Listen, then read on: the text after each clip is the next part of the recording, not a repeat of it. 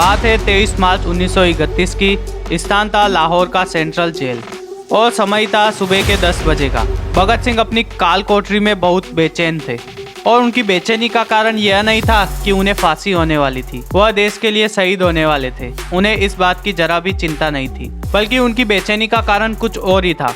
भगत सिंह अपनी कोठरी में तेजी से चल रहे थे और उनकी बेचैनी की वजह उनके वकील प्राणनाथ मेहता थे, जो अब तक उनसे मिलने नहीं पहुंचे थे। भगत सिंह को पूरा विश्वास था कि वह जरूर आएंगे।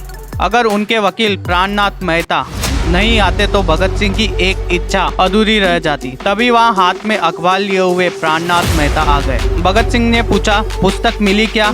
हाँ कहते हुए उन्होंने अखबार में लिपटी हुई पुस्तक निकाली और भगत सिंह की तरफ बढ़ा दी।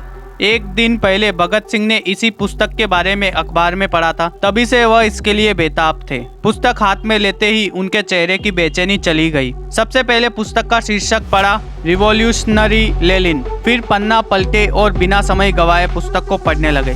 इधर प्राणनाथ मेहता उनसे बात करने के लिए बेचैन थे। उनकी तल्लीनता देखते हुए कुछ देर तक तो वह चुप रहे, लेकिन जब उन्होंने देखा कि भगत सिंह मुंह ऊपर नहीं कर रहे तो उन्होंने अपनी चुप्पी तोड़ी। प्राणनाथ मेहता ने कहा, देश के लिए क्या संदेश देना चाहते हैं? पुस्तक से नजर हटाते हुए उन्होंने कहा कि 2 संदेश है। पहला, साम्राज्यवाद मुर्दाबाद और दूसरा, इंकलाब जिंदाबाद। मेहता ने फिर प्रश्न पूछा, आपको कैसा लग रहा है? भगत सिंह ने कहा, मैं बहुत खुश हूँ। आपकी कोई इच्छा? भगत सिंह ने कहा, इस देश में फिर से जन्म लेना चाहता हूँ। वह पुस्तक पढ़ते जा रहे थे ताकि फांसी के पहले जितना संभव हो सके उसे पढ़ ले। उनके पुस्तक प्रेम के सामने मेहता विवश होकर लौट गए। मौत सामने थी और अध्ययन के प्रति इतना अनुराग, ऐसा उदाहरण इतिहास में कभी कोई मिल ही नहीं सकता। ऐसे ही महान क्रांतिकारियों के वीडियो देखते रहने के लिए हमारे चैनल को फॉलो कीजिए।